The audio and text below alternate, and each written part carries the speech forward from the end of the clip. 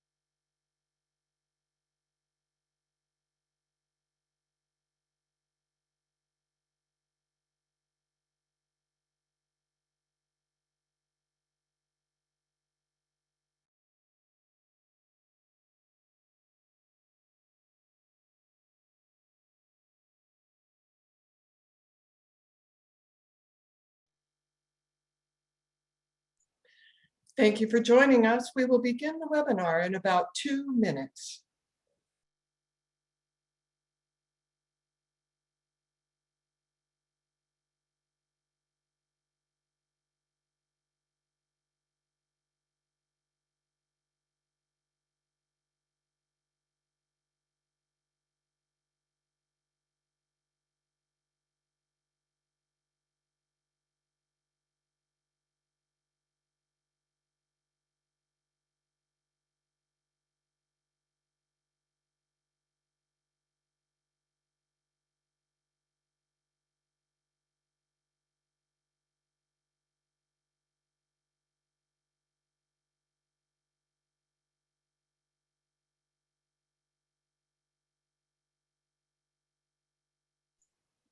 Thank you for joining us. We'll begin the webinar in about 1 minute.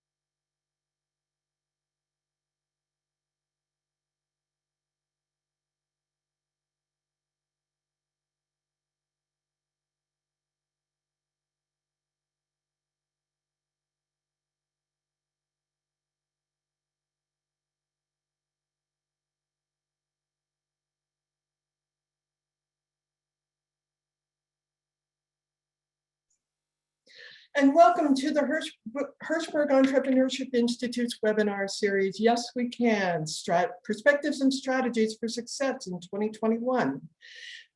Today's webinar is about e-comm do's and don'ts. Thank you so much for joining us.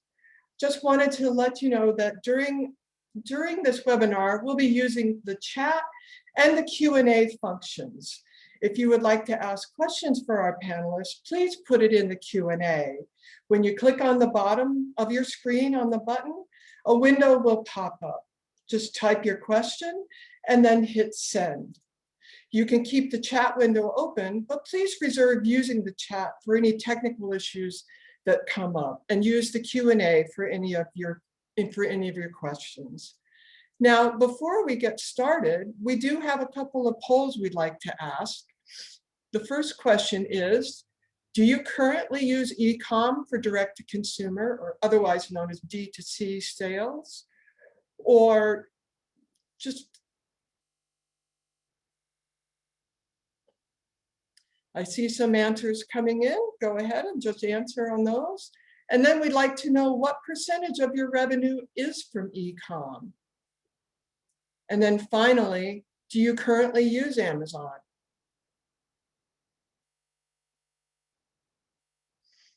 Those answers, keep the answers coming in. It's always helpful to know how much of you are using the Amazon or e-comm. I know in this pandemic, it certainly made a lot of people switch to D2C. So we just want to know where you are. Give it a couple more minutes, a little bit more time.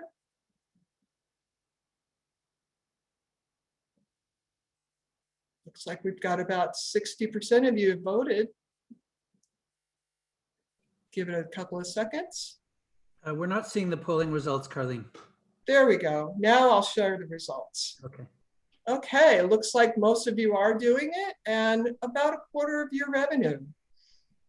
And not some on Amazon, not a lot. So great, thank you so much. And now I'd like to introduce Gary Hirshberg. Okay, Carlene, thank you. And thank you everybody for joining us for our third Hirshberg Entrepreneurship Institute webinar. E-Comm, it's all we're all talking about. We're all trying to do it. It is complicated, it is expensive, it is hard to make money, but it is also a necessity. I've used the example recently of my son's business, Ethan's, which many of you know, which was 80% retail going into the pandemic, and now is 80% e-com. This is also a good opportunity for me to make an unapologetic pitch. Here's a little company that was, the last time they were part of the Hirshberg Entrepreneurship Institute, they were called Beyond Broth. And with help from two of our panelists today, Betsy and Stephen, we did a deep dive. This company is completely reinvented themselves. I'm having my afternoon broth right now, and is absolutely going gangbusters now on Amazon. And we will post on the chat when the CEO, Sarah, joined us, we will post a code, a discount code that you guys can all use to give it a try. But the example I'm giving here is that, COVID has revolutionized these two and so many other of our businesses. So I'm particularly excited about today. I do want to remind us all that this is all made possible in partnership with New Hope Network. And I hope many of you are keeping an eye on New Hope, as they have an incredible array of virtual educational activities going on this spring, starting in the coming weeks. So please support New Hope Network with or without a live expo this year. And again, I want to underscore, and we'll get back to this at the very end, we have our May Hirshberg Entrepreneurship Institute coming up. That's May 5th to 7th. If you'd like to submit a case, the program is up on our website. Please take a look. And that will be a 3-day event this year, all virtual, of course. And also to remind folks who are raising capital that we have a pitch portal up. In other words, if you want to summarize your pitch, just as you would to submit to be part of the pitch day at the HEI event, you can, on an ongoing basis, submit your pitch for our cohort of now over 100 investors to take a look at it. And all that information is on the website. And again, most of you have the link, but we'll post some of that as it goes on. I do want to underscore again, as I introduce our fantastic speakers and panelists, that please use the Q&A. We will endeavor to do everything we can to get to all of your questions. The chat is here too. Feel free, as Carlene said, if you want to share links, if you want to share suggestions, if you have a discount code you want to provide on your product, post it on the chat. We've got almost 200 of us here, and that number will grow over the afternoon. But for questions for our fantastic group here, please use the Q&A, because that's where we moderators will be focusing. Okay, so let me quickly get to introduce these wonderful guests. With me today is Jen Krupey. Jen is the VP of Marketing at Cali'flour Foods. By the way, I have to say one thing about today is this is like how I eat today. So cauliflower in the evening, nutpods with my coffee, and orgain kind of all day long. So this is for me, I'm just a groupie today. What can I say? Anyways, Cali'flour Foods, if you don't know, they're amazing products, then you're missing something. We're eating cauliflower pizza crusts well, I don't even want to tell you how many nights a week, but anyways, with fresh tomatoes and basil, they're just amazing. But Jen has over 20 years of experience in marketing and advertising. She's worked in a variety of Fortune 100 and also bootstrap brands. And in 2015, she was really introduced to the potential of Amazon while she helped run an agency that focused on helping small companies, primarily in the natural food space, grow their businesses online. But in 2019, she came over to the client side of the business and joined Cali'flour Foods, where she's responsible for all things digital, including a really robust e-comm business that sells and ships to consumers all over the US. And again, yours truly is an active customer. We're also thrilled to have Patrick Coyle with us. Patrick also is a VP for marketing at Nutpods. And of course, many of you have heard and seen Madeline, their founder and CEO, with us, including last week.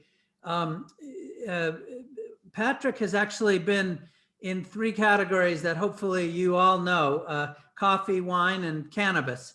And as the VP of marketing for Nutpods, he leads one of the fastest growing plant-based food brands in the US in both e-commerce and retail. Nutpods has been recognized as number 13 on the Inc. 5000 and Amazon Small Business of the Year. It's emerged as a top 3 plant-based creamer brand. And of course, in the past, he's also developed some of the wine brands that you know and love, and was an early voice for legal consumer adoption of legal cannabis products. But obviously, he's riding a real bucking bronco, as you'll hear right now with Nutpods. Also with me is a HEI regular and dear friend, Betsy McGinn, who's the CEO of McGinn E-Comm. And Betsy's the co-author of the Amazon Roadmap, How Innovative Brands Are Reinventing the Path to Market. It's really an essential start to finish guide for brands who want to launch and recalibrate or optimize your Amazon business. And again, continued growth is one thing, but growing profitably is quite another. And we've now got the link up on our chat. Betsy was 7th generation's first e-comm channel director. She created a multi-million-dollar partnership with Amazon. She's advised many, many companies, including Jen here and Stephen and me and many others. And as I say, has been a very generous donor of her time to the HEI and to emerging growth companies everywhere. So Betsy, thank you for joining us again. And finally, Stephen Hennessy. Stephen is a 25-year veteran in organic and natural. He's the chief growth officer at Orgain. I'm on the board of Orgain and have known Stephen for many years. He has made the switch. He was running the full all of sales at Orgain, but in 2012 he joined Orgain as head of sales. But working closely with the founder, he's really pioneered and led this absolutely explosive launch into e-comm. And it is truly a tiger by the tail right now. And when we say do's and don'ts, these 4 folks have just, they've in one case written the book, but there's just a lot of scars, a lot of wounds, not a lot of gray hair, I have to say, among you guys. But in any case, we're delighted to have you all. And our format today for everybody is that Jen will begin, and Jen and Patrick have prepared sort of key do's and don'ts from their own experiences.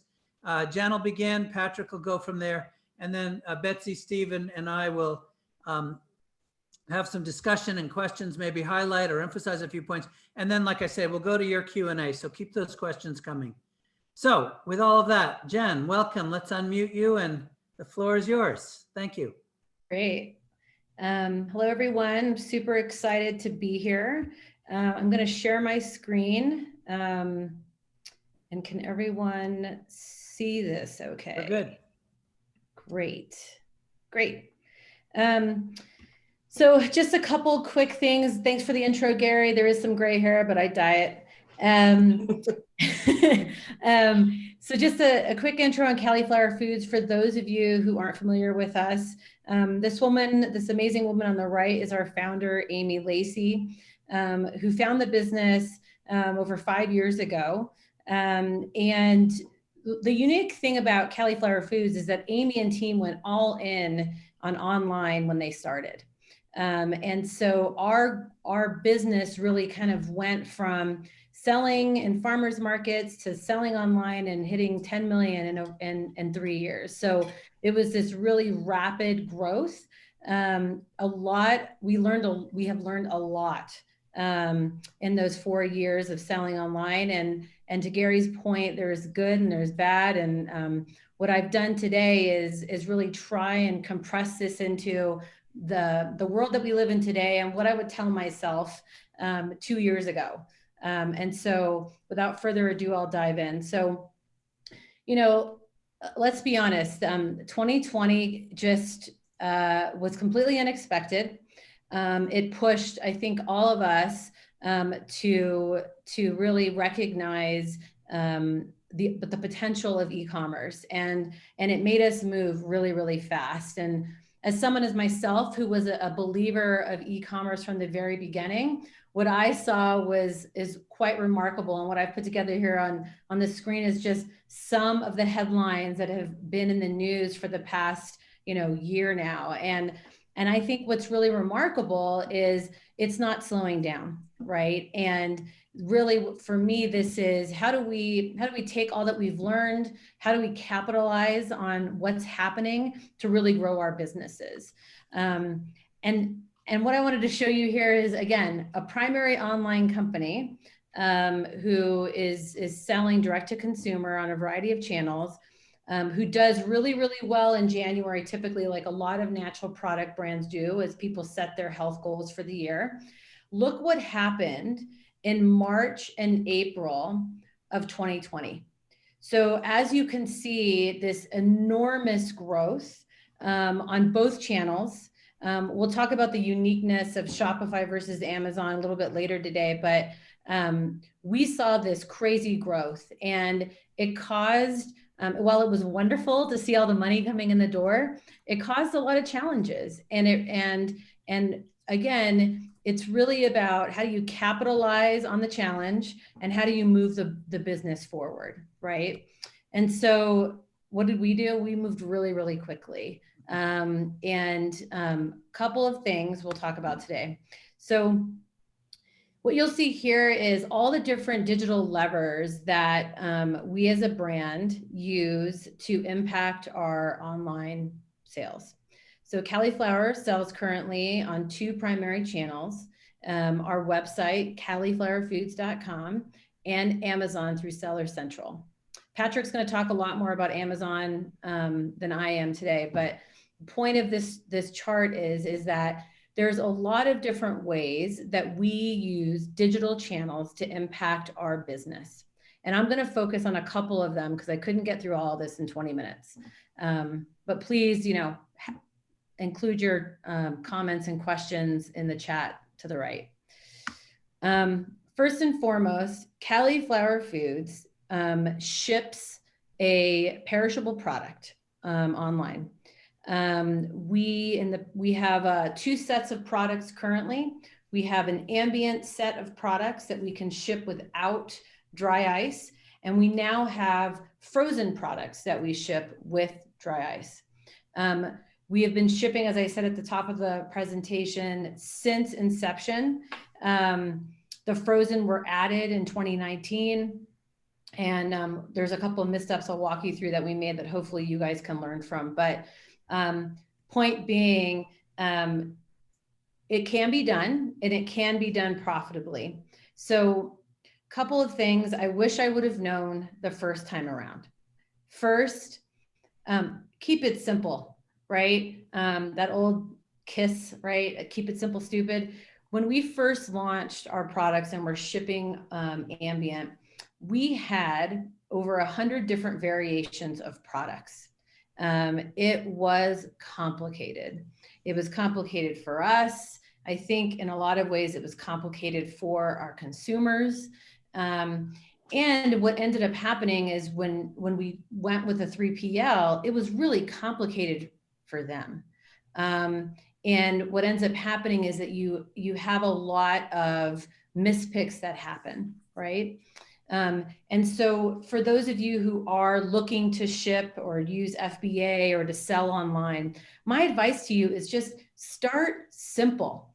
Don't overcomplicate the offering for your consumers. drive them into, if you want to do a variety pack, drive them into a variety pack or an offering that is very easy to understand and simple to execute on the back end. Next, there are hidden costs. First time around, we had built out these models and we knew, we thought we knew we were going to be making money.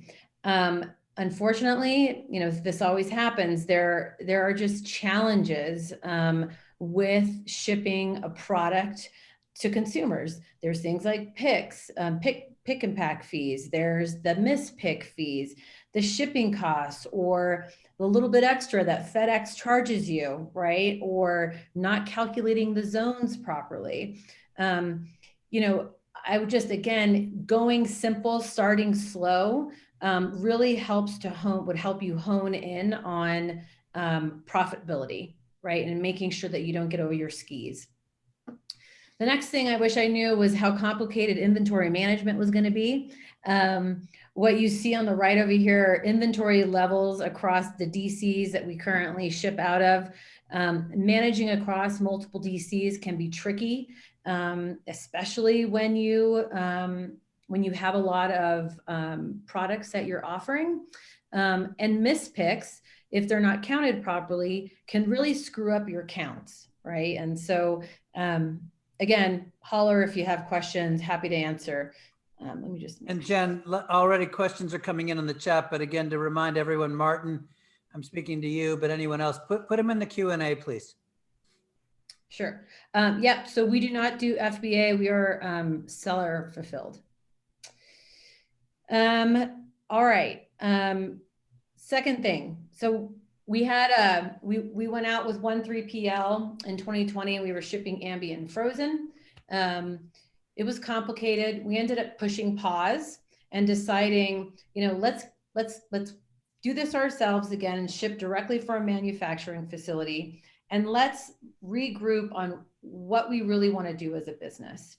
And so going back to what I said earlier about there being hidden costs, one thing we really focused on when we regrouped was profitability and understanding exactly what that looks like. And not just per product, right? But with bundles, or when you want to allow a customer to get free shipping on an order over $50. We built out a lot of different scenarios to ensure that we were going to make money on each and every order that went out the door. And that we knew if we were going to heavily discount on something, we knew what we were going to be eating, how many points were coming off the margin, right? So the finance team was my best friend, lots of drinks I owe them for all the work that they did in helping me. But the key is to really nail this down before you start shipping. And that goes for Amazon and on your direct website, right? Amazon has other costs, which Patrick will probably get into. So, you want to make sure that you've built the model in a way that accounts for all the different scenarios. And it's not a light lift, but again, it's something that's very, very worthwhile if you're going to, go all in on this. The next thing I want to say is that DCs or distribution centers, they do matter. It matters for two reasons. One, if you are going to sell on Amazon, you want to make sure you're nationwide Prime or Prime eligible, that you're able to get products in consumers' hands within 2 days. When you're shipping frozen, it also matters because less time with the carrier means less dry ice, and that impacts weight. And so you want to make sure that you are accounting again for all those things.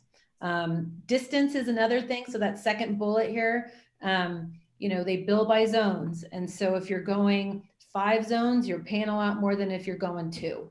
And so you want to make sure that, again, you're accounting for all that. The last thing I'll say on shipping ambient and frozen is this inventory tracking and being able to do it real time has been a total game changer for us. And the reason why this is so important is because you don't want a bunch of inventory sitting in a warehouse that you can't use for another channel.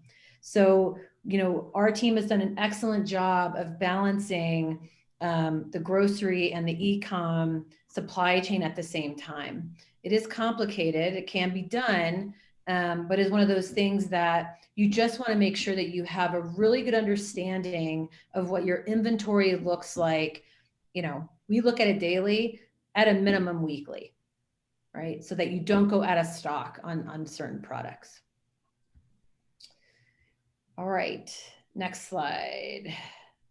The next thing I wanted to chat about was email marketing. So, you know, email marketing has been a very important part of Cali'flour's business from the very beginning. When folks ask me, what do you do after you build your website? The first thing I say is make sure you have an email capture form on your site, regardless of whether or not you're selling direct to consumer. The reason for that is if someone's willing to give you your email address, they want to build a relationship with you. They want a date. And so I say, get the email address and use that in a couple different ways. So email for us has been pivotal, not just from a sales standpoint, but also a relationship standpoint. We use these email lists for a lot of different things. One of them is to build lookalike audiences on our other channels. So we take our email lists that we've cultivated over the past 4 or 5 years, and we essentially provide segments. So what products have they purchased? When have they purchased? When was the last time they've purchased? Are they cycling out as a consumer? Can we offer them a code? And then we hit them up on advertising, right? And so, you know, advertising plays a huge part in this, but email and the ability to own that customer data is super, super important. The other thing is that segmentation of your email list and being able to say, I only want to send this email to people who haven't purchased in the last 30 days or who've only purchased this specific product because I want to upsell them across products. The segmentation really, really helps and allows you to get better open rates, which in turn leads to higher conversion rates and more sales that are targeted for that customer. It also leads to less unsubscribes. There are 2 types of emails that we send at Cali'flour. We classify them 2 ways. The first is flows. Flows are automated campaigns, things where you're, you know, essentially making money while you sleep. Someone who, for instance, comes in and gives you your email address, you can send them a welcome note and a series of emails that goes through that, welcoming them to the brand, giving them some additional information about your products. And then we have other things like someone who came in, put something in their cart and didn't complete the purchase, or maybe they were just browsing around the website and didn't convert. We want to hit them up too with emails. Again, those are flows, they're automated. It's a set it and forget it type mentality. The second type of email that we send are campaigns. And campaigns are really about driving the sale and building the relationship a little bit deeper. So this example on the right is an idea that we had, in 2019. We said, you know, I'm tired of sending just promo emails to consumers and trying to get them to convert on a 25% off deal or whatever it might be. Let's see if we can create a newsletter that we send out every week. And just, again, this isn't about selling. This is just about providing our customers with additional information to enjoy our products, or about lifestyle. In our case, you know, we're really leaning in on low carb and keto. You'll see that here on the bottom. And so we provide them with a compendium of information, and the only links to purchase are in the footer and in the header. There's no buy our products now messaging. These emails became a little darling for us in 2020. You know, we actually made over $150,000 just on these emails. Wow. We didn't do it for that reason, but again, it just speaks to the fact that people just want information. If you give them a recipe, who knows, they might buy the product, right? And if you can position yourself as a trusted source or someone who actually understands their lifestyle, you know, I do believe that they will buy and they will come back. The last thing I'll say on email is you want to test and learn. The beauty with some of these platforms is the testing is built in. And it's, again, really easy to, if it doesn't work, no harm, no foul. Send a small email, see what happens. And they don't take a lot of time to do. Next, influencer and affiliate marketing. We've always had this as a tactic that we have leveraged from the very, very beginning. We use Klaviyo as our email provider. Here, Klaviyo, there we go. So we like influencers for a couple of reasons. One, they help us reach new customers, consumers, in very niche areas, right? So if you're selling, if I'm selling nutpods and I want to people be, target people who are lactose free, I might go after influencers who are dairy free, right? If you want to go after influencers or reach a specific retailer, you can go after influencers who do a lot of, walkthroughs at Walmart. So I like influencers because you can be very targeted. You don't need an agency to do this, guys.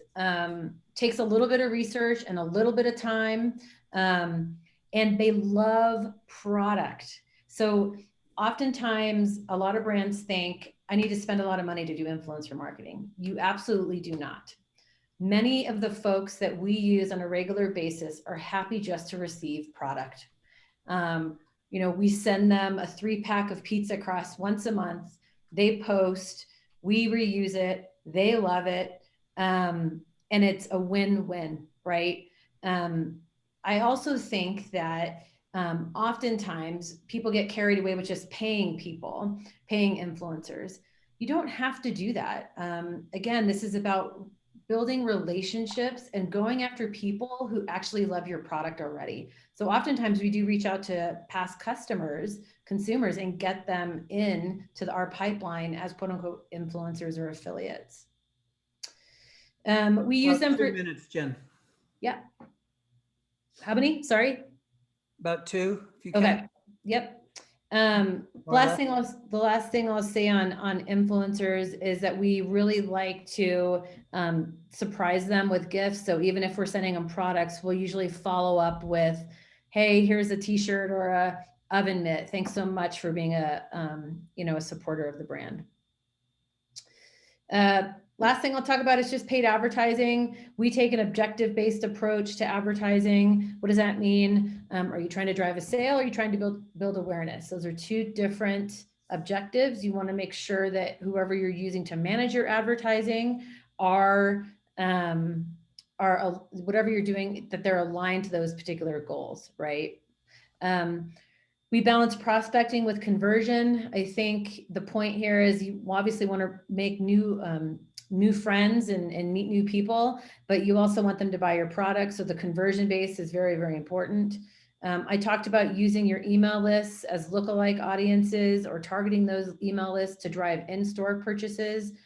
The last thing I'll say here, which I think has been really game-changing for us, Instacart obviously has grown this year with COVID and more people shopping and doing click and collect.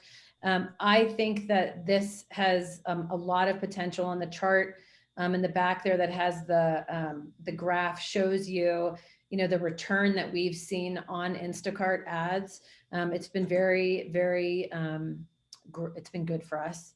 And then the last thing is we've been using a lot more digital coupons. So it's hard to do demos. It's hard to do sampling right now. And so how do you get people into the store or get them to try the product? We give them coupons, and then we track which retailers are redeeming those coupons. So I know that was quick, and I'll chime in on some of these questions in the chat, but I will pass it over to Patrick.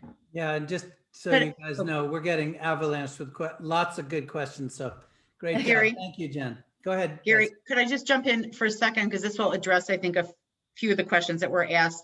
Jen, this is a clarification from you about using FBA versus FBM because of your the nomenclature ambient product, which isn't shelf stable, but could you clarify what you mean by ambient versus frozen and how that doesn't fit into FBA. Yep. Get where So I'm going? Yep. Yep. So Amazon only allows you to have shelf stable products, right? That have to have an expiration date and be on a shelf past, I think it's 90 days, right? Our products are ambient products. They ship without ice packs, but they can only be out of a freezer for 7 days. So ambient in my language just means I'm not shipping it with an ice pack versus Thank my you. frozen, which go with an ice pack. Okay. Thank you. Yep. Patrick, welcome. Thank you, Jen. Thank you. Jen, I agree with 100% of what you just presented, and I will try not to duplicate because we also, for the questions that were going at the bottom, we also use Klaviyo. We also have an affiliate and an ambassador program. We also use paid advertising in much a similar way. So I tried to go in a slightly different direction here. Let me share this. Can everybody see that? Yes. Great. To talk really just about how do we do it? It's more of kind of a how. I do see the Q&A building very quickly, so I'll try to address those as I go through if possible. We're going to give a little bit of background on nutpods and who we are. How do we sell online? What works for us? Obviously, I can only speak to really what works for us and not what works for other people. Some challenges we've seen, and then get to Q&A at the end. Madeline has probably told her story to many of you, but I will do it very quickly from an e-com perspective, which is Madeline about 7 years ago had an idea to start a plant-based creamer brand of actually pods, which we never actually made, on Kickstarter. She raised $32,000 on Kickstarter to try to start that, which seemed like a lot of money at the time. It was not.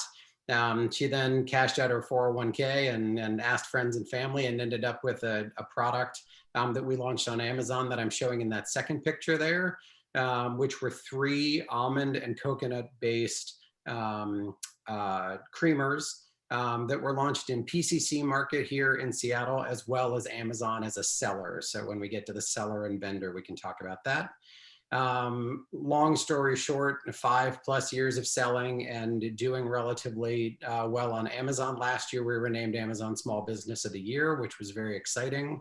I'll tell you some of the things we've done on Amazon that have helped to make us successful. And now we are extending that into multi-channel success. That's our that's where we are right now. If anybody buys nutpods, hopefully you do, you can find it at Kroger and Walmart and Target and all sorts of different places, but Amazon is still very key to what we do. So a lot of words here, but let me just break down the 2 channels. Like Jen, we also sell on Amazon and on our .com website. Our sales are essentially the inverse of what Cali'flour is doing. We sell a lot more on Amazon than we do on our website, and that's strategic. We do that on purpose, and we can talk about why. I'm sure Q&A will be jumping in of like, wow, well, why don't you guys sell more direct to consumer versus Amazon? For us, it's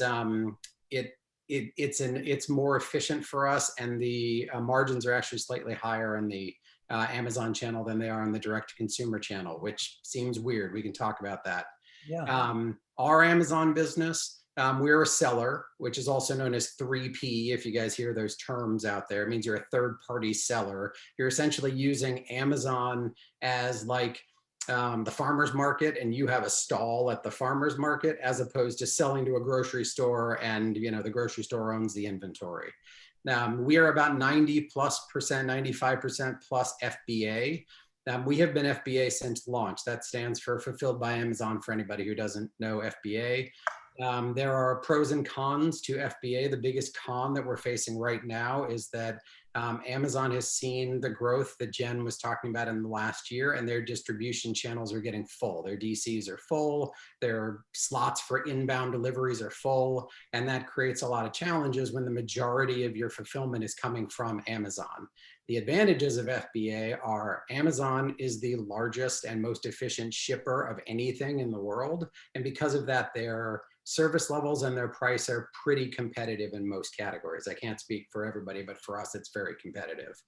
I can't talk specifically about how much of our business is subscribe and save, but it's a double-digit percentage of our business. These are ritualistic products where, you know, people get up every morning and hopefully have nutpods in their coffee. So they like them to arrive. Yes, thank you. Thank you, Gary.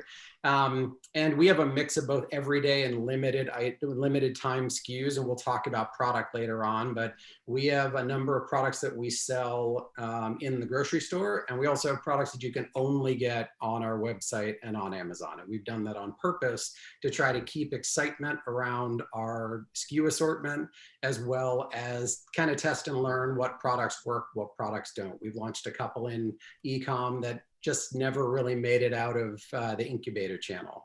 And the funny thing is, those are the ones that people send us notes about all the time and say, why don't you bring those back? And we're like, because they didn't sell that well. The advantages of 3P versus 1P is really control. That's the, if you think of one word, it's that. You control pricing, you control timing, you control your promotional spend, you control inventory levels, all that kind of stuff. The disadvantages of 3P are exactly the same thing. You're in charge of it all. So if you are concerned about your ability to keep Amazon in stock, or figure out a promotional plan, or manage pricing and, you know, third-party sellers, and we'll talk about that later, that's a risk with 3P. Also, with lower priced items, this hasn't been the case for us, but oftentimes for lower priced items, given the fulfillment costs at Amazon, a lot of companies are now kind of splitting the vendor seller model, where they're doing a little bit of both depending on which product. So that's some Amazon. I'll get into more of that later. On our .com, we use Shopify Plus. Probably most people do. Again, we're fulfilled by Amazon for our .com as well. So we use FBA for pretty much everything. We sell the exact same mix of products across the two, which some people are probably thinking like, why do you do that? That doesn't make a lot of sense. Honestly, it gets back to Jen's KISS point of like, it's just easier to manage one chunk of inventory across two different channels. And if the unit profitability is good and the velocity is good, it makes life easier. The challenges are you can't do custom pick and pack, right? The way Amazon fulfillment works is whatever you send to Amazon, they'll put in a box and send to somebody, but they're not going to open up a box and grab a few things and kind of create a custom shipment. It also puts the onus on you from on your .com to drive traffic, to drive engagement, to drive a lot of things. So I will move because we're running out of time, but that's what we do. What works for us on Amazon? To be fair, we are very Amazon focused. We were Amazon Small Business of the Year last year. We do a lot of work with Amazon.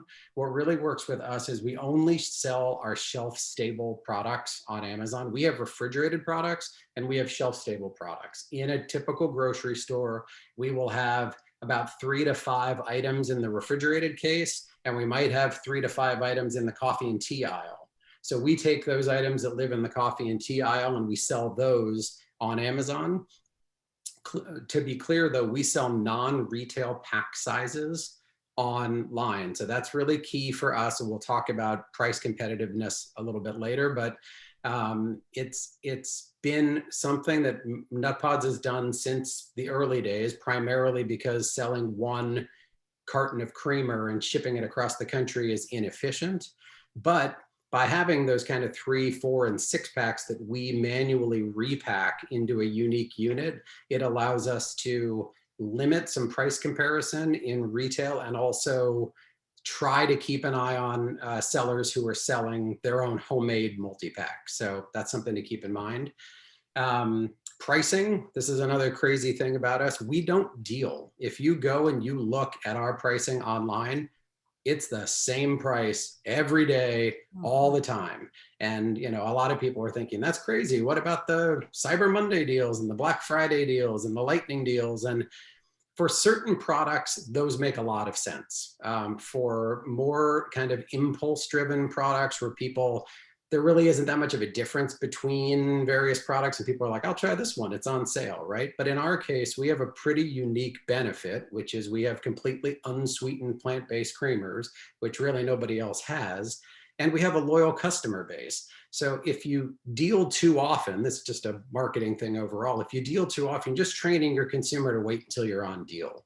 So if possible, my recommendation is pick a price that makes sense for you, pick a price that makes sense for the consumer, and stay there. So just a thought. And on average, our prices are slightly higher online than they are in retail. And this longer term and currently sometimes creates some issues where we get some consumers who say, hi, I can go to my local Whole Foods and your product is slightly cheaper than it is on Amazon. Well, there's a benefit of buying it on Amazon. You get multiple shipped directly to your house. You don't have to go to Whole Foods. And honestly, there are costs for us of repacking. So that's the reason why they're slightly more expensive. Promotion, as weird as this sounds to say, because Amazon is a big traffic engine in and of itself, we actually drive traffic to Amazon. We send some people from our website, from our advertising things to Amazon. And one of the key reasons why we do that is we find that it helps drive organic search rankings. When Amazon sees that you are promoting your own products, and we do this through something called a two-step URL, which I won't get into, but Google it if you haven't. It'll be a useful tool. It really does help the Amazon algorithm realize that when people are searching for this term, they're actually looking for nutpods. So that's something to keep in mind. I recommend from an investment on Amazon to start with search-based advertising. Amazon has two different sides of their advertising world. They've got the search-based, where it's sponsored brands and sponsored products. So it's kind of like the first couple results in an Amazon search are usually the paid ones. But they also have a program that's gone by 15 different names over the past 5 years that they currently call DSP, which is more profile-based. It's more based on who is that person, what have they searched for, what have they bought in the past, and serving them ads across various places. So I would recommend for somebody just starting, start with the search-based, understand how that works for you, understand which words work, which ones don't. There's long tail keywords. I don't know if that means anything to anybody, but instead of trying to bid on coffee creamer, if you can bid on 0 sugar keto coffee creamer, there are probably fewer people bidding on that word. So it's a lot cheaper. And if you put a bunch of those words together, you can get the same reach as, say, coffee creamer. What we've found through DSP is that the new to brand returns, so not people who were on their way to buy nutpods anyway, but people who maybe were searching other brands, can be higher with the DSP campaigns than with the search-based campaigns. The other tool that I put a little picture of down there, and I do not get a kickback for this, is there's a tool out there called Helium 10 that we use a lot to understand not only our own traffic, but some key competitor traffic about what words are driving their searches and things like that. So it gives you a good feel for your role in the Amazon ecosystem. What works for us in .com? I skipped all the product stuff because, as I told you before, it's identical, right? Same stuff. But what really works for us is a lot of what Jen talked about. Owned channels versus, owned, paid, and earned, right? Those are the 3 buckets. Owned channels work really well for us. The challenge, and I saw this in the Q&A earlier, is how do I build my owned databases, right? How do I get those emails? How do I get that SMS? How do I do all that? I saw a Q&A, so I'll just respond to that now.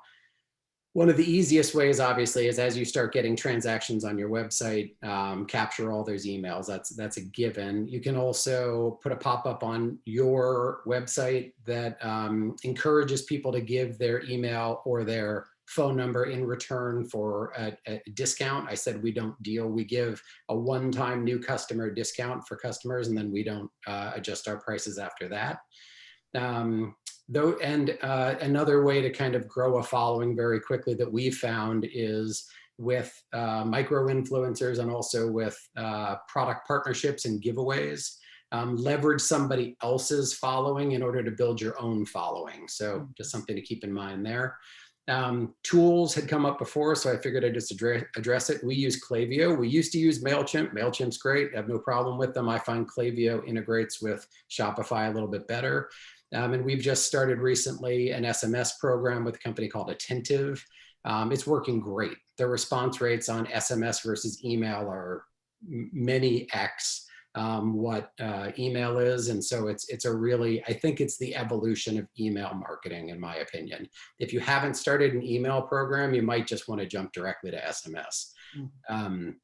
Our paid campaigns, to Jen's point about objective, our objectives are either drive sales, which is our #1 objective for everything, but also really kind of, I don't want to sound like an Amazon person here, but filling the funnel. Amazon loves to talk about the funnel. Throw people into kind of the top of your funnel, drive traffic to your website. Then you can tag those people and look for them around the web. And when you see them again, most people aren't going to buy something. If you walk up to somebody on the street and say, hey, how would you like to buy this? They're probably going to say, I'm not interested. But if they see an ad for it, somebody else mentions it to them, and then you walk up to them and say, hey, how would you be interested in buying this? They might say, oh, I've heard about that. A friend of mine was talking about it. And that's the kind of retargeting approach that makes a lot of sense for advertising. So we drive kind of that owned capture using paid advertising, and then we follow up with those consumers either through SMS and email or through additional paid. The primary advantages of direct to consumer are obviously you get a lot more data. Amazon's not going to share all the customer data with you, right? So the advantage of doing it on your own is you know who these people are. You know that in our case, a very famous football coach buys nutpods on a regular basis. That's nice to know. Like it's good to know those things. We can send him some product and do things like that. You can't really do that with Amazon. It allows you to do more segmenting. It allows you to drill deeper into customer lifetime value and do a lot of the things Jen was talking about. The CRM tools obviously plug in very well. And then the last piece is really about reviews. Reviews are key. Reviews on Amazon are key. But if you try to drive high reviews on Amazon by contacting people and saying like, hey, leave us a high review on Amazon, there's a chance Amazon might say, hey, you're not allowed to do that. You can say, leave a review, but you can't say leave a good review. So that's just another kind of thing to keep in mind about .com. Gary, I'm going to leave a bad review. No, I'm joking. Yeah, you can leave a bad review. Good. This is my last slide, so hopefully I haven't taken too much time. Really, watch outs. The #1 watch out that I would say, and this will happen over time for anybody who's building an Amazon or a direct consumer business, are unauthorized sellers, MAP violators. So minimum advertised price is MAP, and long-term channel conflicts between brick and mortar retailers and online. So I'll get into some of those a little bit. If you sell both in retail and e-com, you're probably using UNFI and KeHE. UNFI and KeHE's job is to take your product and sell it to other people. That's what they're in the business of that, right? I come from the alcohol business where it's all distributor based, right? You sell product to the distributor and the distributor will sell it to who they want to sell it to.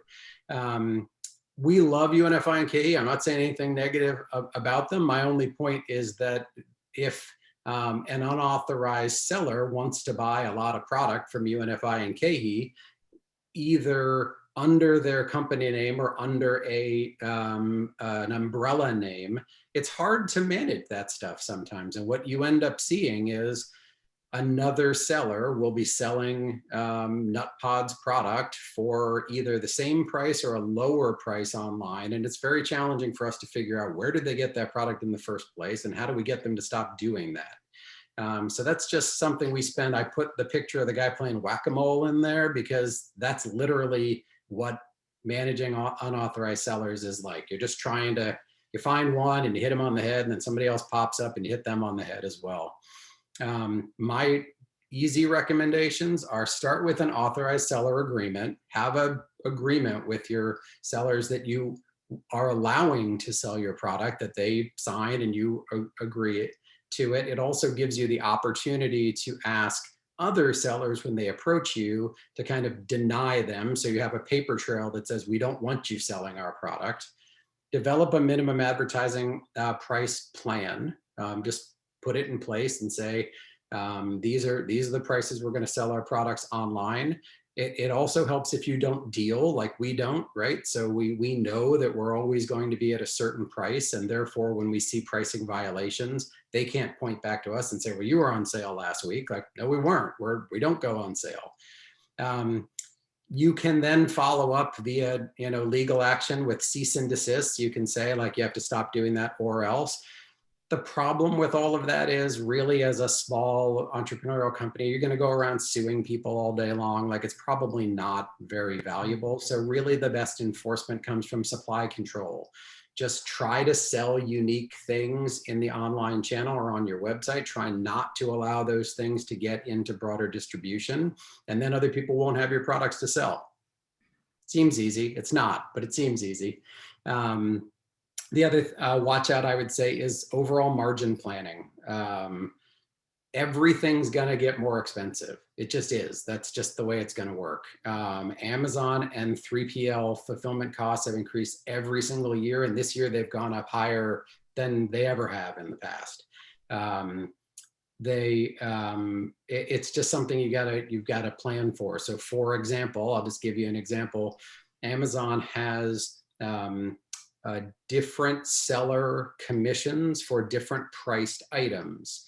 So if you're trying to sell a product under $15 on Amazon, and therefore you're being charged an 8% commission versus a 15% commission, that's great until fulfillment costs go up and product costs go up and things like that. And then you're kind of hitting your head against a ceiling. So it's just something you have to plan for long term. Don't just look at 2021, look at 2024 and say, where do we think this is going? Mm-hmm. My last point, and I mentioned this on pricing, is consumers may not be as price sensitive as you think they are.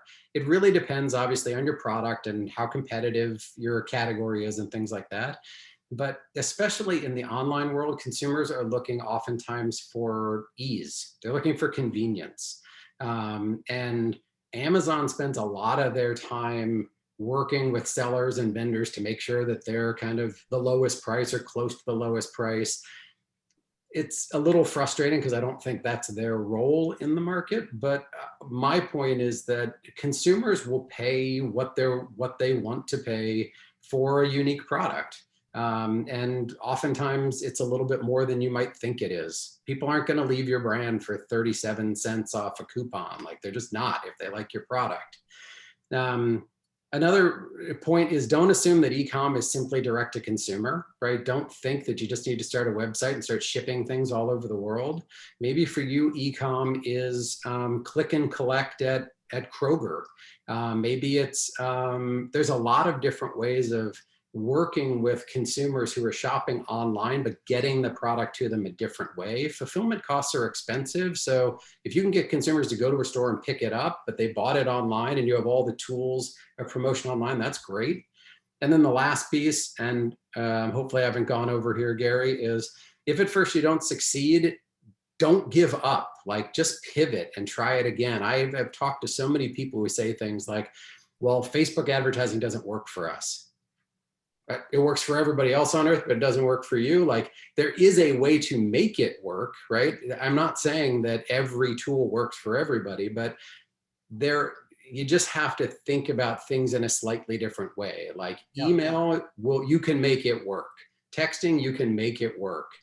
Retargeting advertising on various platforms, Facebook, Google, whatever you want to use, they will probably work for you. You might not have your message right. You might not have your targeting right, but you can probably make it work. So don't give up on these tools. Yeah, that's such a great place to end, Patrick. We're going to go, Betsy and Stephen, I want to ask you guys to chime in with any comments or additions, and then we'll get into some discussion. But I want to say on that last point that is really the theme of HEI is, entrepreneur, everyone looks at these successful stories. I always say Stonyfield's a 35-year overnight success. You look at us as this established brand. I promise you, for every success out there, somebody fell down multiple times. And the key to success is not falling, because you're going to fall. The key is getting back up, right? So thank you for that. Both of you, thank you. Betsy, Stephen, do you want to add some comments or some questions for these guys before we get into the Q&A?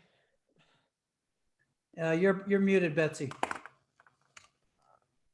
A couple things that I saw pop up in questions that I'd like to address. And first of all, I want to reiterate what Gary said, because knowing nutpods and Cali'flour Foods very well, people see those as unicorn brands. I can tell you the people inside those companies work their butts off tirelessly to get where they are. And so that, I think that is a really important thing to remember. One of the questions I see come up a lot in Q&A here and all over the place, and so I thought I'd address it more broadly, is margins. What should our margins be? What % margin should I calculate? It is an impossible question to answer until you dig into the numbers, because unlike brick and mortar, they're not fixed costs that you assess. It depends on the weight of your product, the size of your product, so what your shipping costs are. Do you need to have dry ice? Is it shipping from 3 multiple locations where it can get to their 2-day ground versus overnight? There's all these factors that go into calculating your margin. So the most important thing to know is that you just have to ensure that you understand all of the costs of doing this business and factor them in, and not worry so much about that % margin, but to worry about what the dollars are you're taking home after you've done all those calculations. Can I just ask, Jen and Patrick on that point, and Stephen, maybe you as well. I mean, can you share an anecdote or two about surprise costs, or, things you thought were all priced properly, and then you got. Yeah, Jerry, I can jump in for sure. We have. So a few examples. One is just to build off what Betsy was saying. You do not want to underestimate the cost of doing business with Amazon. And so, and that comes from sort of the everyday things you'll deal with so we're a 1P. So we deal with base accrual. We have freight that we cover a percentage of. We have spoils, we have payment terms. And so you want to, and then you want that on top of that, you're going to run your trade and your marketing. So whether it's coupons, all these new opportunities that emerge, like lightning deals, deals of the day, Prime Day, Turkey 5. I mean, it goes on and on and on.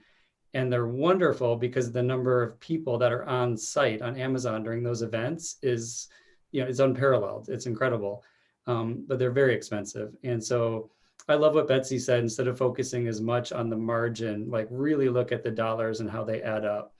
You'll put yourself in a better place. And then assume that they're going to ask for more every single year. Amazon never allows you to go backwards in what you're contributing.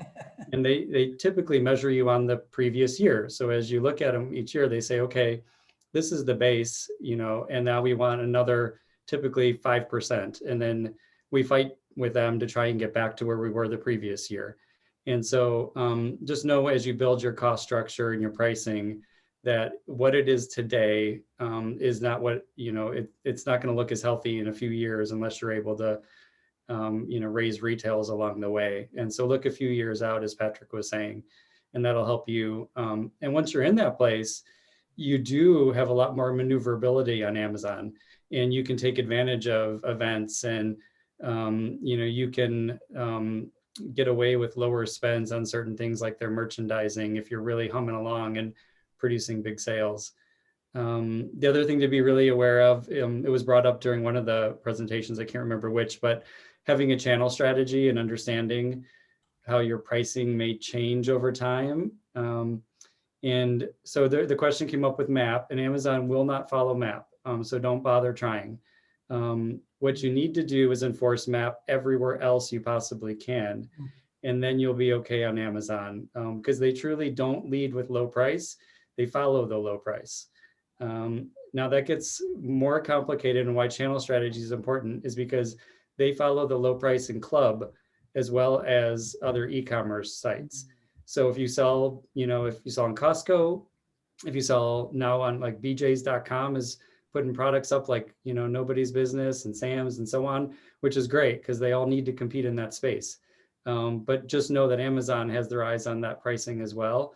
And so if you're able to differentiate items and not cause that conflict with Amazon, that will help you out quite a bit as well. Because if you do, we run into direct conflicts. So we're guilty of this. where we've got items that are in Costco that Amazon matches. And it does cause a lot of pain in the discussions with Amazon, because Amazon lowers their price to match, and then they say to Orgain, now we need better pricing, or now we need this and that to, make us whole. So to the degree you can map out your channel strategy and understand the implications, that will help your e-commerce business a lot as well. Jen, Patrick, Gary- you want to add? Sorry, Betsy, you just posed such a good point. I just want to. Yeah, I'll give the flip of Steven. So I'll give you a 3P challenge that we were dealing with is, as I mentioned before, Amazon's having inventory problems, right? They only have so many distribution centers. So as such, that happened right as we were going into our holiday season, which is big for us. For anybody is a big fan of pumpkin spice or peppermint mocha or things, we appreciate it, but they obviously only sell for 3 or 4 months out of the year. And when we started to ship them to Amazon, they said, you got to wait. We don't have space for these. So we had to go find another fulfillment company. And you realize very quickly that a business that has been optimized for FBA doesn't work that well when you're working through other fulfillment. So that's where I say, plan for, put the best laid plan in place, and then plan like 5 other avenues off of that, because that's what's going to happen. And in our case, it was a decision for us of, do we eat into our margins, or do we potentially increase prices on these, or do we change pack size? Like, how do we deal with this? In our case, it was a combination of all of the above, but that's a 3P challenge that we were facing. That was a margin challenge. I'll just say, so because our website business is so much larger than Amazon, I would just say, when you're building your models, to Betsy's point, to get to, we don't call it margin, we call it segment income, because we look at trade, so what we're willing to discount on average, and then we also look at the cost to fulfill, and then we look at our marketing budget. And so we get all the way down, and we never want segment income to be a negative number, right? And so that's how we think about it as a brand. It's about making sure that we're at least making some money on every single sale, and if we're not, why is that? Is it for a reason like trial, for instance? When you launch a new product, you might be willing to take a negative on a trial. But that's how we think about it from a profitability standpoint. Go ahead, Betsy. I just wanted to make sure that everybody is clear on the 2 different models that we're talking about. Steven sells product directly to Amazon, and therefore Amazon does affect their pricing on Orgain. Whereas on the third-party platform, when you're a seller, you set the pricing. Now, Amazon may come up with some punitive measures to try to keep it, in a range that they want it. Recently, one of my clients was discontinued because they raised their price so much that Amazon saw it as price gouging, which has been something they've been watching for this year. But the idea of the MAP policy is important no matter which of the 2 platforms you're selling on, but just know that you have the option of setting your pricing on Seller Central. And it's great to start in a position that's higher, like we said, so that what happened to my client doesn't come up on Amazon's radar as a big price increase. Yep. Hey, Gary, can I jump in for one quick sec? Because this is a Q&A question that came up. Somebody had asked, do you guys sell on Walmart.com, and how does that interact with your Amazon business? This gets to what Betsy was talking about. We love Walmart. If Walmart's here, we love you. You're the best. But Walmart.com obviously is not Amazon.com. So that's one of the challenges we've been having across online sellers is Walmart.com is selling a few of our products that's slightly below our MAP, which caused Amazon to then try to match that price, which causes all sorts of, it's literally algorithms fighting with algorithms. And to try to jump in there and talk to a person and be like, hey, could we get this fixed, is really hard. So yes, as a 3P, you do control your pricing mostly, is my answer. Okay. With Walmart.com, we do a fairly robust business with them, and it's grown more challenging over the past year. As Patrick was saying, the matching has grown pretty intense between Walmart and Amazon. The one thing I'll say, and for Walmart here is, it is much easier to reach a person to manually help you out at Walmart, and they'll often fix the pricing for at least 24 hours for you. and that gives Amazon's systems a chance to catch up. So Yep, agreed. We're in the midst of that right now, but I agree with you. Yes. yeah, at least today, Walmart and Target and some of those, you've got people you can talk to. That may not be long that you have that, but it does help. Good. So look, Betsy, was there something else you wanted to add before? I want to go to more of the questions, but. Yes. I was going to help bundle a couple of them, Gary. Is that okay? Go for it. That's what I was going to ask. Yeah. Yeah. I mean, So let me one just say, right, Go ahead. just because Clara got her question in early, I don't want to lose it. For any of you, are there tools or resources you found that help with inventory? Because Jen, you put your finger right on that at the outset. It's, with multiple DCs and so forth. Any hints for Clara or others? So I'll just say, it was really hard. We were using a combination of Shopify and then ShipStation to reconcile. It was horrible. And so what we ended up building our own. And now our 3PL handles all of our inventory management for our e-commerce business specifically. But there's still reconciliation that happens with grocery, right? Because, sometimes it's like, oh, someone's PO came in and it was a lot larger than we thought. We're gonna have to reroute some of that e-com inventory to grocery. So our ops team plays a huge part in helping manage the inventory. Yeah.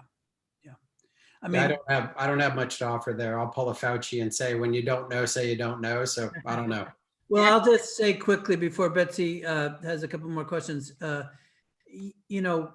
a perishable company with obviously shorter shelf life, I can tell you that what you just described, I mean, we have daily ops check-ins with sales fulfillment daily. I mean, there's, and if you're not, needing it daily, you're probably needing it, several times a week, with fast turn and stuff that goes out of code, you got to stay on it. So Betsy, you got a couple questions you want to?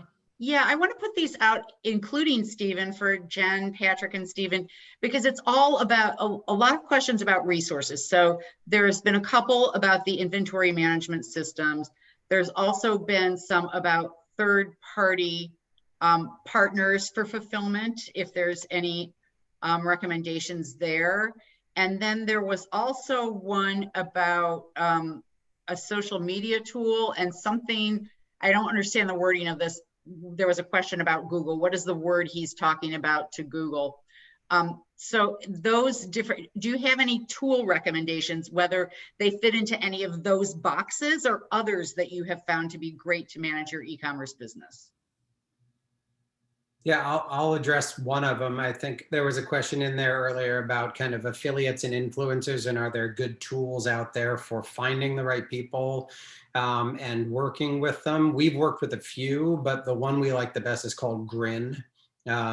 It's relatively expensive, so I don't know if you're starting out like that's the best place to start, but Grin is really useful. Yeah, it allows you to kind of search for the right kind of influencers and even kind of negotiate with them online and set up campaigns within the tool.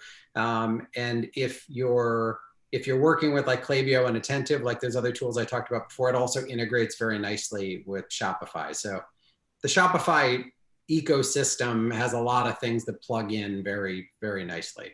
So just a thought. Do you want to add to that, Jen? We use Grin too. We use Klaviyo as well. We use Recharge for subscriptions on our website. And we use Sprout Social to manage our organic social media posts. I'll throw in one more fun one here of for anybody who's trying to do some segmentation analysis on their Shopify data, there's a tool, I think it's a little teeny tool called Lifetimely. And Lifetimely will allow you to very efficiently, I think it's relatively inexpensive, segment people into customer lifetime value buckets and track their lifetime value over time, which is very valuable. So it's a pretty cheap tool and it's a good plugin. Great. So we use pretty much the same agencies exactly as Jen and Patrick. So I think that's a ringing endorsement. Right. And I also use helium-10 a lot, which Patrick uses. So I would recommend that too. Another good use of that is to get a directional idea of what your competitors are doing or the competitive category is doing in terms of sales volume, to see if there's opportunity in white space. And I say directionally because these guys have to triangulate a lot of data points to come up with the numbers. And you know, you're constantly wondering, has Amazon changed something so that it's a little harder to get to those numbers, but it is helpful. Yeah, we just found that for the cost of helium-10, which is not significant, you do get a lot of directional data. We used to work with a company that I love. They're just expensive, called Stackline. And Yes. Stackline is kind of the IRI or Nielsen of Amazon and other online sellers. They're a wonderful company. They're based here in Seattle. We love them, but it's just expensive. So it's just a question of how important is it for you to know what your competitors are really, really doing online, or directionally what they're doing online. And Patrick, can you talk about how you use FBA to fulfill your nutpods direct-to-consumer business? Sure, it's exactly the same way. I mean, it's literally like we've got, you know, 2 storefronts and the back is exactly the same warehouse. It's the orders come through Shopify. There's a direct integration with Amazon, and those orders just flow through.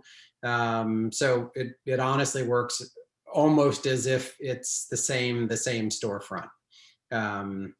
So we just make sure that, you know, with the products are live at the same time and the pricing matches and things like that. We have to make sure that we don't have any issues there. But it's pretty seamless. I mean, FBA is not perfect by any means. There's all sorts of challenges you can deal with, but from a cost and efficiency standpoint, it's a 3P seller. If you can do it, it's probably going to be the most efficient fulfillment solution out there for a lot of products. Jen, I'm seeing a question that just came in. You probably are looking at it too, which I wonder about, because you've got this competitor who called Cali'flour. Yeah. And, you know, Glenn is obviously confused between the two companies. Is that like a constant headache for you guys? Not enough that we didn't change our brand name. No, yeah, I mean, we are Cali'flour, so CALI''flour. Yeah. Like you bake with. Cali'flour is spelled differently and has different products. Yes, there's confusion. I think the way that we kind of try, well, we're a blue box now. You can't miss us on the shelf, which has been huge. And then the second thing is our nutritionals are off the charts better. You can't really compare the two. We don't have fillers or, you know, simple ingredients. You can actually read them all in a box. You know what they are. That's the biggest difference. I was on the board of Annie's, the pasta company back in the 80s or not, I guess 90s. And we of course had Annie's, the dressing company in Vermont, and we just ended up we just merged. Also, question, Patrick, you had brought up this issue at the end, and I'd be curious on all of you. This whole, how do you enforce brand protection with third-party sellers? I mean, I'll tell you, my gray hair began with diverters in the refrigerated business. You know, when you go on promotion and all of a sudden your product is showing up in somebody you're not selling to because the nice distributors taking advantage of your discount to, you know, make a little extra. But this obviously is a chronic problem. And I mean, I wonder if you could drill a little bit deeper, any of you, into how you protect yourselves. I heard your coaching, which is, you know, have a plan, have an clear authorized agreement, because that then gives you some legal standing and enforcement. But any other coaching comments from you or anybody? I have some, but I want these guys to speak first and then I'll jump in. I can start. We go with this quite a bit. And so first off, yeah, we did curb it quite a bit with authorized reseller agreements. And then the other thing you really want to watch out for is your distributor promotional schedule, because that is often where they will pop up, is if you've got OIs flowing through UNFI and KHE, they'll jump all over those. as will Amazon, and they'll purchase directly if they can find that better price from the distributors. To Gary's point, diverters, when you get offers that sound too good to be true, this distributor that wants to buy $100 grand worth of product, but they need 25% off and that cash sounds really good, just know that it may come with some repercussions, that you're likely to find it online. If it sounds too good to be true, it probably is, right? Yeah, yeah. And then also we've seen of late, our biggest problem is actually after we solved most of those things, we've seen people, individuals likely, or really small businesses that buy from club when on promotion and then turn around and sell. So again, if you can differentiate the offering in club, where like if it does pop up on Amazon, it's not going to be stealing the buy box of your everyday item on Amazon, that will help a lot. And then a last little trick that I'll tell you, it's kind of silly, but if you see a 3P that steals your buy box and you want to see how much attention to give going after them, see how many items you can put in the cart. And a lot of times there's like, you can put 2 or 3 items in the cart and that's it. That means they don't have much inventory. And so it may not be worth your time to go after that one. If you see where you can just put a whole bunch of product in, that may be where you want to focus your attention, trying to go after that one. Clever. Betsy, Go ahead. Let's hear your answer. It's a riff off of Stevens, which is, this is why MAP is really important, because it needs to start at your distributor and retailer level. And the same with promotions. Off invoice promotions, we all know that UNFI and KE, who we love, never charge full wholesale to their retailers. It's more like costs plus 15 or 20, and that's markup and not margin. So then you add in an off invoice promotion of 15 or 20%, and those retailers can easily buy the product at a price that they can resell on Amazon. So it's a combination of that MAP policy and doing your promotions smartly. You could still give UNFI and KE 5% off invoice to keep that relationship with them, but then do the rest in a scan back or a manufacturer chargeback where you know the product is actually being bought and sold. And then if there is a really serious situation, there are a couple of third-party seller enforcement agencies that I've used that will do the whack-a-mole for you, right? If it's that important. And for some big brands, it is, because there's chronic, identifiable third parties that are selling that product, and they'll just go after them. They are not legally allowed to, you're not legally allowed to kick anybody off the Amazon platform, but they also don't want to be hassled. So most of them will go find something else to sell, something easier where there's white space. So that's kind of my experience with it. Yeah. I agree with all that. And Gary, the only thing I'll throw in, because they said brand protection versus other things, is that if it's counterfeit, Amazon will help you a lot with that. Amazon is very focused on counterfeit products. So if it's truly somebody's knocking off your brand and selling a counterfeit, there is a brand protection group at Amazon that has real people that work in it that will actually help you. All the other stuff though, limiting OIs, all that kind of stuff, I completely agree with everybody else. Okay. Jen and Betsy, 2 remaining questions about frozen food margins. We're all clearly the message about margins getting through. I'll just lump them. I mean, the one question is, what's a healthy gross margin for e-commerce with frozen? And the other that's drilling into that, Ron is asking, what percentage of your product profit is eaten by shipping and dry ice? And while I'm at it, I'm hearing that there's now a CO2 shortage. I keep offering to, help with it, but seriously, I guess, we're hearing about, with all the issues with moving vaccine around. So as a frozen shipper, maybe you could speak to those issues, and maybe Betsy, you have some clients as well. Do you want to go first, Betsy, or do you want me to go? Go ahead, Jen, and then I do have some experience to share, so go ahead, please. Yeah, so I'll just say this. So you don't have to give free shipping when you're shipping frozen.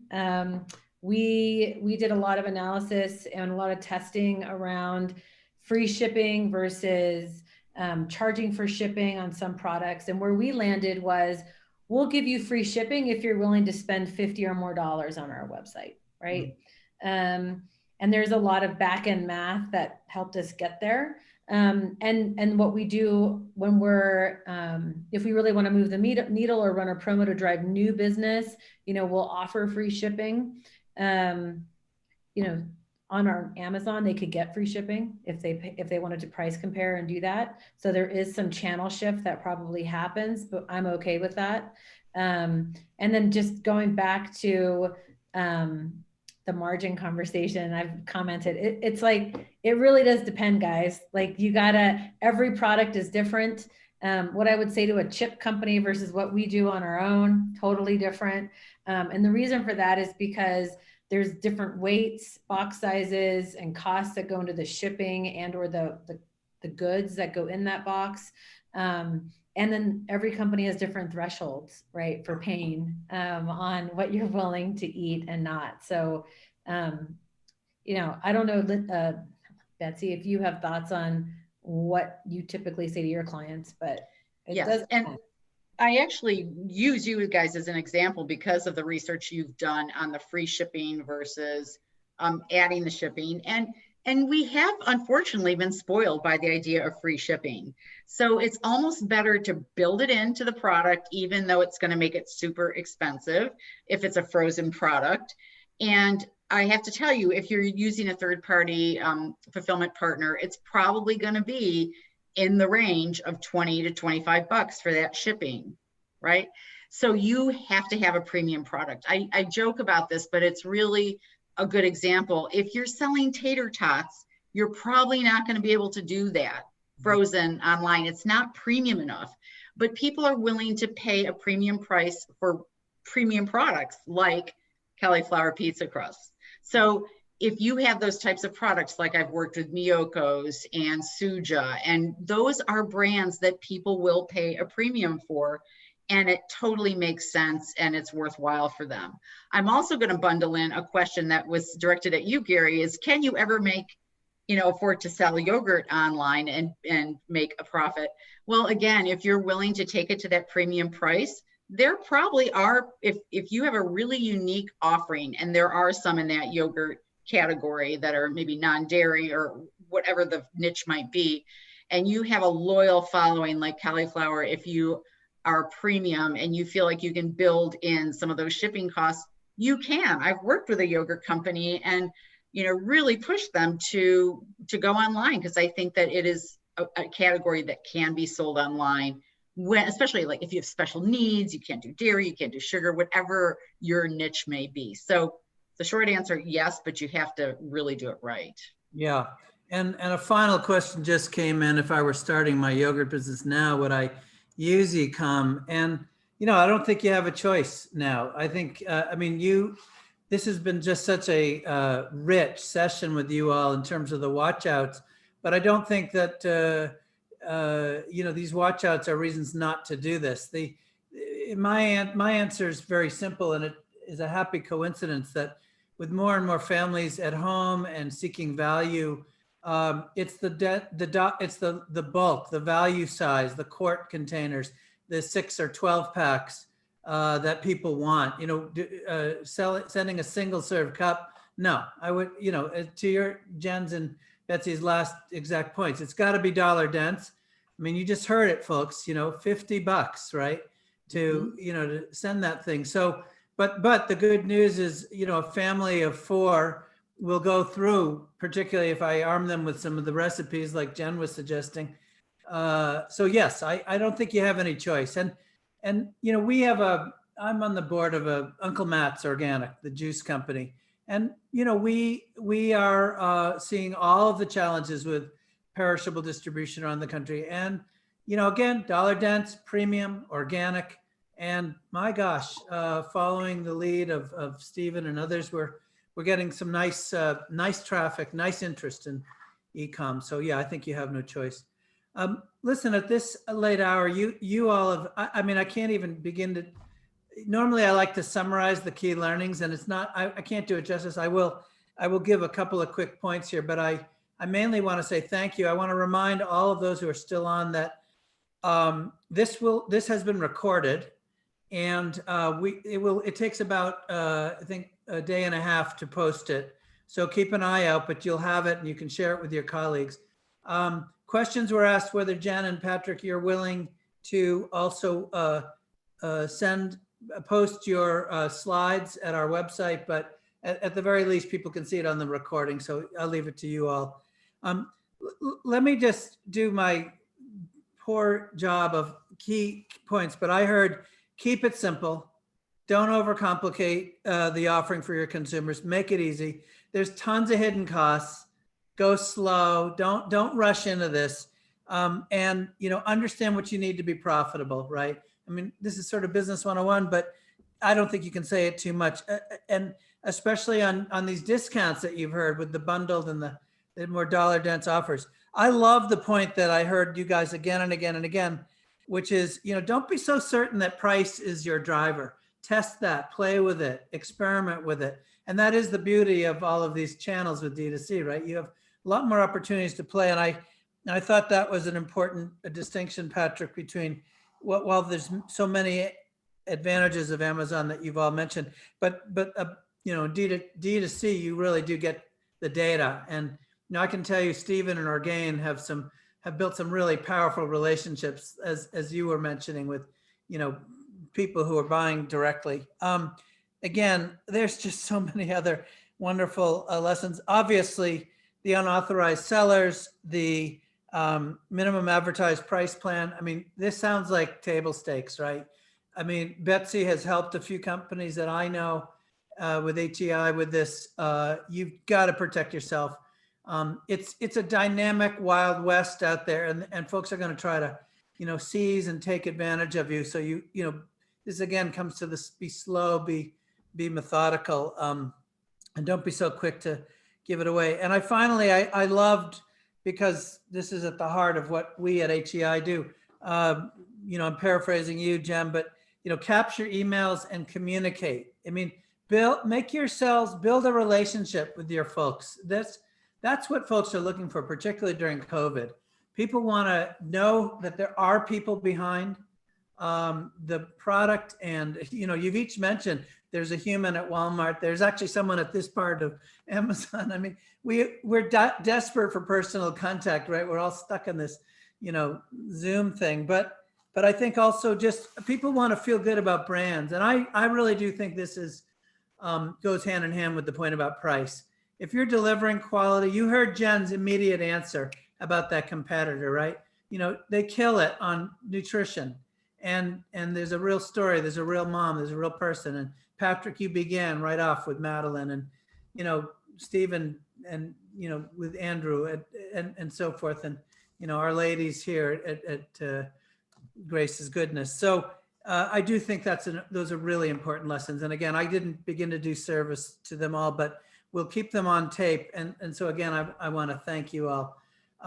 Let me just make a couple of quick closing points. A reminder, we do have this pitch portal. If you're raising money, you can go online at hirshberginstitute.com and you can see how to do that. There are investors looking. We do have our institute May 5th to 7th. If I can get any piece of the time of these wonderful panelists who we've had today, I've already got hooks into Betsy, but I'm going to be talking to you others as well. And also, speaking of distributors, since you all did, next week's session is an outlook at UNFI. I don't imagine anybody's terribly interested in UNFI right now. That's a joke. UNFI stands between us and most of our customers. So John Race is generously giving us some time. A week later, Infra and NCG will be joining us to talk about the independent natural food world out there. And then you can see the other sessions to come. And so again, I welcome you back each and every Wednesday at 4 Eastern, 1 Pacific. Again, I want to thank New Hope Network for being our sponsor. I want to thank Carlene, the logo you see on the screen here, the woman behind the scenes who makes this whole thing happen. If you have feedback for us, if you have feedback for the panelists and presenters have generously offered for you to reach out to them. But if you have questions, comments, this whole thing is about making us all successful, saving us money, enhancing our success. So however we can be helpful, that's the reason our nonprofit exists. Please stay in touch. Any last 30 seconds from any of my colleagues here? Any closing comments? Okay. Hey, Just Carrie. do it. Do it. Stephen, you've got I'll something. give you one. We did have a lot of watch outs today, but I also want to close by saying, e-commerce offers explosive growth, and it's no longer just Amazon. It is, like you said with yogurt, this is where we are and where we're going. And so it's easy to get online, but it doesn't mean you should jump quickly. So just put these, take the watch outs and put the thought behind it, and then jump in, and you'll experience that growth. Yeah. That is really well said. I told you at the beginning, Stephen was living in the bricks and mortar world. And you stop me if I'm wrong here, Stephen, but I don't think you knew much about this space 3 years ago, right? And now you're my go-to. And, there's only one way to learn, right? It's to stumble and fall and try. And yeah. But you got to do it, right? Yeah. Learn from everyone you can and just soak it up. Yeah. Well, on that note, we have learned a lot from all of you. So thank you for your generous time today. And everybody stay safe, and we will see you next week. Take care. Thank you again. Bye-bye. Bye-bye.